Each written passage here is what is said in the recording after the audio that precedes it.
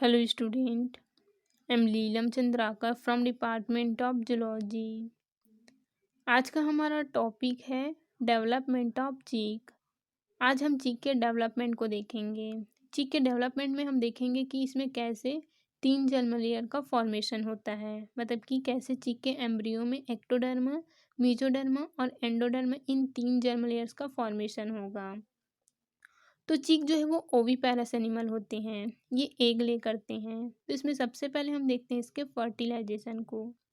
तो चीक में फर्टिलाइजेशन जो है वो इंटरनल होता है। इंटरनल फर्टिलाइजेशन मतलब जब फर्टिलाइजेशन फीमेल के बॉडी के अंदर ओविडक्ट में हो तब उसको बोला जाता है इंटरनल फर्टिलाइजेशन। ठीक है, मतलब फीमेल चीक के ओविडक्ट में फर्टिलाइजेशन की जो प्रोसेस है वो कंप्लीट होती है। फर्टिलाइजेशन में क्या होगा, इसमें मेल गैमिट स्पर्म और फीमेल गैमिट ओवा आपस में फ्यूज होते हैं जिससे जाइगोट का फॉर्मेशन होता है। ठीक है, जब फर्टिलाइजेशन हो जाता है तब एग जो है वो ओविडक्ट के नीचे वाले भाग यूट्रस में आते हैं, जहाँ पर सेल ग्लैंड के द्वारा एग के ऊपर कठोर सेल चढ़ाया जाता है और फिर एग जो है वो फीमेल के क्लोएका पोर से बाहर निकल जाते हैं। ठीक है, तो जाइगोट को ओविडक्ट के निचले भाग में आने और फीमेल के क्लोएका पोर से बाहर निकलने में लगभग 24 घंटे का समय लगता है। इसके बाद हम देखते हैं स्ट्रक्चर ऑफ एग को, मतलब कि जो फर्टिलाइज्ड एग है उसमें कौन कौन से स्ट्रक्चर पाए जाते हैं। तो चीक का एक पूर्ण विकसित अंडा बड़ा और इलिप्टिकल शेप का होता है और अगर इसके स्ट्रक्चर को देखें तो इसमें 4 पार्ट्स होते हैं। एक होता है एग सेल, उसके बाद होता है मेम्ब्रेन, थर्ड है इसमें एल्ब्यूमिन, फिर फोर्थ होता है ओवम। ठीक है, तो सबसे पहले हम देखते हैं इसके फर्स्ट पार्ट को जो कि है सेल। जो सेल है उसे एग सेल या फिर अंड कवच भी कहते हैं। तो यहाँ पे ये एक फर्टिलाइज्ड एग का स्ट्रक्चर दिया हुआ है। तो एग बाहर की ओर हार्ड वाइट या फिर ब्राउन कलर के कवर से पूरी तरह से ढका रहता है। ठीक है, तो यहाँ पे आप देख पा रहे हो ये है एग और एग के बाहर इसका कवच होता है जिसको बोला जाता है सेल। ये जो सेल है वो वाइट या फिर ब्राउन कलर का होता है और ये कैल्शियम का बना होता है और ये छिद्र युक्त होते हैं और इसी छिद्र के द्वारा ऑक्सीजन अंदर और कार्बन डाइऑक्साइड जो है वो बाहर होता है। ठीक है, उसके बाद इसमें जो सेकेंड स्ट्रक्चर है वो है मेम्ब्रेन। अब इस सेल के अंदर 2 मेम्ब्रेन होती हैं, एक होता है आउटर मेम्ब्रेन और दूसरा होता है इनर मेम्ब्रेन। ठीक है, तो इन दोनों मेम्ब्रेन के बीच में एक स्पेस होता है जिसे बोला जाता है एयर स्पेस। तो यहाँ पे ये अंदर की जो मेम्ब्रेन है वो उसे बोला जाता है इनर सेल मेम्ब्रेन और बाहर वाली मेम्ब्रेन को बोला जाता है आउटर सेल मेम्ब्रेन। और इन दोनों मेम्ब्रेन के बीच में यहाँ पे एक स्पेस होगा जिसको बोला जाता है एयर स्पेस।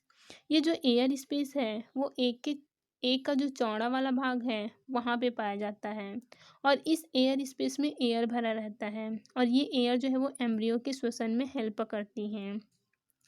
डेवलपमेंट कंप्लीट होने पर चूजे जो है वो इसी एयर स्पेस को भेद करके बाहर आता है। उसके बाद इसमें थर्ड स्ट्रक्चर होता है एल्ब्यूमिन। तो एग के अंदर जो वाइट पार्ट होता है उसे एल्ब्यूमिन कहते हैं। ठीक है, तो ये पूरा ये वाला पार्ट है इसका एल्ब्यूमिन। इसके एल्ब्यूमिन में 85% वाटर और 15% प्रोटीन पाया जाता है और ये एम्ब्रियो को न्यूट्रिशन देता है। एम्ब्रियो में 3 लेयर्स पाए जाते हैं। सबसे बाहर की तरफ इसमें होता है थिन लेयर। ठीक है, तो ये है बाहर की वाली लेयर जिसको बोला जाता है outer layer of thin albumin या फिर इसी को थिन एल्ब्यूमिन भी बोलते हैं। ये एल्ब्यूमिन का आउटर भाग होता है और ये पतला होता है, साथ ही इसमें वाटर की मात्रा जो है वो बहुत ज़्यादा होती है। उसके बाद ये है एल्ब्यूमिन का बीच वाला पार्ट जिसको बोलते हैं डेंस एल्ब्यूमिन। ठीक है, तो ये बीच का भाग होता है जो कि गाढ़ा होता है। उसके बाद सबसे अंदर की जो लेयर है उसको चैलेजिफेरस एल्ब्यूमिन या फिर थिक एल्ब्यूमिन कहा जाता है। ठीक है, तो ये है इनर लेयर ऑफ एल्ब्यूमिन। ये इनर भाग होता है जो अधिक डेवलप होता है और ये यolk को चारों ओर से घेरे रहता है। उसके बाद इसमें फोर्थ स्ट्रक्चर है ओवम। तो चीक के ओवम में यolk की मात्रा जो है वो बहुत ज़्यादा पाई जाती है। ठीक है, ये है इसका ओवम, जिसमें योग की मात्रा बहुत ज़्यादा होगी। और ओवम चारों तरफ से एक मेम्ब्रेन से घिरी होती हैं। इस मेम्ब्रेन को बोला जाता है विटेलाइन मेम्ब्रेन। ये जो विटेलाइन मेम्ब्रेन है वो ओवम को चारों ओर से घेर कर एल्ब्यूमिन से अलग करती है। ठीक है, ये जो yolk है उसका कुछ हिस्सा येलो होता है और कुछ हिस्सा जो है वो वाइट होता है। योग को एम्ब्रियो जो है वो डेवलपमेंट के टाइम पोषक पदार्थ के रूप में उपयोग करता है। और इस योग में वाटर, प्रोटीन, फॉस्फोलिपिड और कार्बोहाइड्रेट होते हैं। और ये है इसका ब्लास्टोडिस्क, ये वाला पार्ट। ठीक है, ये जो ब्लास्टोडिस्क का पार्ट है इसी में क्लीवेज होता है, इसी में आगे डेवलपमेंट होगा। ठीक है, और यहाँ पर योग जो है वो प्रेजेंट नहीं होता। तो जहाँ पे योग प्रेजेंट नहीं है वहीं पे क्लीवेज होती है। और जहाँ पे योग प्रेजेंट नहीं होता उस एरिया को, उस रीजन को बोला जाता है ब्लास्टोडिस्क। ठीक है, उसके बाद है डेवलपमेंट। तो चीक के एम्ब्रियो में 3 जर्म लेयर्स का फॉर्मेशन जो है वो अलग अलग स्टेप में कंप्लीट होता है। इसमें से फर्स्ट स्टेप होता है क्लीवेज। तो एग में क्लीवेज जो है वो मीरोब्लास्टिक होता है। मीरोब्लास्टिक क्लीवेज मतलब जब योग का डिवीजन नहीं होता तो उसे मीरोब्लास्टिक क्लीवेज कहते हैं।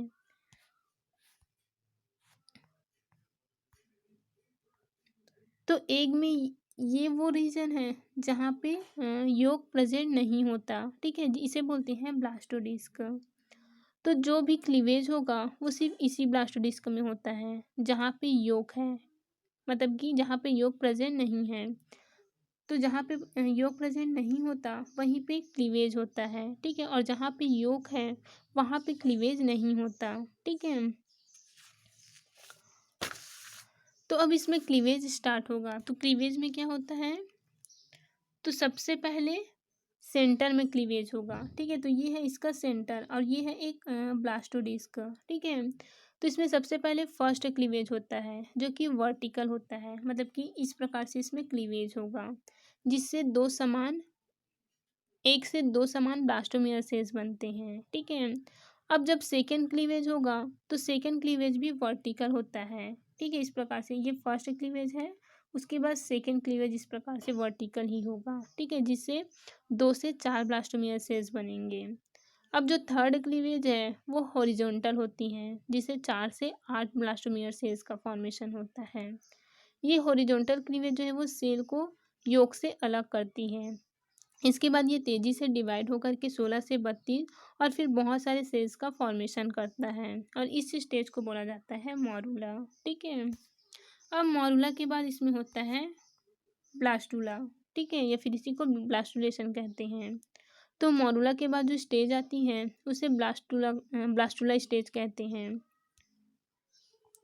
अब देखो मॉरूला में कोई कैविटी, यहाँ पे कोई भी कैविटी नहीं बनी है। ठीक है, लेकिन मॉरूला के बाद जैसे ही ब्लास्टूला आती है तो जो सेल है वो सेपरेट होना शुरू हो जाते हैं। इस प्रकार से इसमें ये जो सेल है वो सेपरेट होगा और इसके सेपरेट होने से बीच में एक कैविटी का फॉर्मेशन होता है और ये जो कैविटी है वो धीरे धीरे बढ़ने लगता है। इस कैविटी को बोला जाता है ब्लास्टोसील। ठीक है, और उस ब्लास्टोसील का जो ऊपर का लेयर है, ऊपर की जो सेल होती हैं इसे एपीब्लास्ट कहते हैं और जो नीचे वाली लेयर है इसको हाइपोब्लास्ट कहा जाता है। तो यहाँ पर एक बीच में एक कैविटी बन गई है जिसको ब्लास्टोसील कहते हैं और इस ब्लास्टोसील के ऊपर वाली लेयर को एपीब्लास्ट और नीचे वाली लेयर को बोला जाता है हाइपोब्लास्ट। ठीक है, तो यहाँ पर बीच में कैविटी बनी है जिसको ब्लास्टोसील कैविटी कहते हैं या फिर इसी को सेगमेंटेशन कैविटी भी कहा जाता है और ये जो स्टेज है वे कहलाती है ब्लास्टूला। अब सब जर्मिनल कैविटी के बनने के बाद ब्लास्टोडर्म जो है वो 2 भागों में बढ़ जाता है। इसमें से एक होता है एरिया ओपेका और दूसरा होता है एरिया पेल्यूसिडा। ठीक है, तो ब्लास्टोडर्म के ये दोनों भाग जो है वो एरिया ओपेका और एरिया पेल्यूसिडा होते हैं। एरिया जो ओपेका है वो एम्ब्रियो का कोई भी ऑर्गन नहीं बनाते हैं, जबकि ये एक्स्ट्रा एम्ब्रियोनिक एक्टोडर्म ही बनाता है जो विकास के बाद एक्स्ट्रा एम्ब्रियोनिक मेम्ब्रेन का फॉर्मेशन करता है। ठीक है, उसके बाद इसमें जो लास्ट स्टेज होता है वो है गैस्ट्रूला। ये वे प्रोसेस होती है जिनमें 3 जर्म लेयर्स बनती है। 3 जर्म लेयर्स मतलब कि बाहर की तरफ एक्टोडर्मा, बीच वाली लेयर को बोला जाता है मेसोडर्मा और सबसे अंदर वाली लेयर को बोलते हैं एंडोडर्मा। ठीक है, और इस प्रोसेस को हम नाम देते हैं गैस्ट्रुलेशन का, और इस स्टेज को गैस्ट्रुला कहा जाता है। तो एग में योग की मात्रा काफ़ी पाई जाती है, जिसके कारण चीक के गैस्ट्रुलेशन में काफ़ी लंबा समय लगता है और प्रोसेस भी लंबा होता है। ठीक है, और इस स्टेज में तीनों जर्म लेयर्स बनेंगे। तो इसमें क्या होता है, जो ऊपर वाली लेयर है जिसको हम एपीब्लास्ट कहते हैं, तो ये यहाँ पे ये इसका आउटर लेयर है जिसको एपीब्लास्ट बोला जाता है, और ये है इसका इनर लेयर जिसको हम बोलते हैं हाइपोब्लास्ट। तो जो एपीब्लास्ट की सेल है वे डिप्रेशन बनाना शुरू कर देती हैं, मतलब कि अंदर की तरफ दबना शुरू कर देते हैं, जिससे बीच में एक इस प्रकार से स्ट्रिक बनना शुरू हो जाती हैं, एक लकीर बनना शुरू हो जाते हैं, जिसे प्रिमिटिव स्ट्रिक कहा जाता है। और ये जो डिप्रेशन वाला एरिया है उसमें एपीब्लास्ट की सेल जो है वो अंदर की ओर जाना शुरू कर देते हैं, और उसमें से कुछ सेल अलग होना शुरू हो जाते हैं, और वो सेल कहलाती है माइग्रेटिंग सेल्स। ठीक है, और ये माइग्रेटिंग सेल्स जो है वो हाइपोब्लास्ट के पास चले जाते हैं, और वो माइग्रेटरी सेल्स बनाते हैं इसके एंडोडर्म को। ठीक है, और जो माइग्रेटरी सेल्स इस कैविटी के अंदर रह जाते हैं, ये है इसका कैविटी। ठीक है, तो जो माइग्रेटरी सेल्स इस कैविटी के अंदर रह जाते हैं और एक लेयर बनाना शुरू कर देते हैं, वे बनाते हैं मेसोडर्म को, और बाकी का सेल जो एपीब्लास्ट के पास रह जाते हैं वे बनाते हैं एक्टोडर्मा को। तो इस प्रकार से इसमें तीनों जर्म लेयर का फॉर्मेशन हो जाता है। इसमें सबसे बाहर की तरफ होगा एक्टोडर्मा, बीच में मेसोडर्मा, और अंदर की तरफ होता है एंडोडर्मा, और इन्हीं तीनों जर्म लेयर से इनके ऑर्गन्स बनते हैं। ठीक है।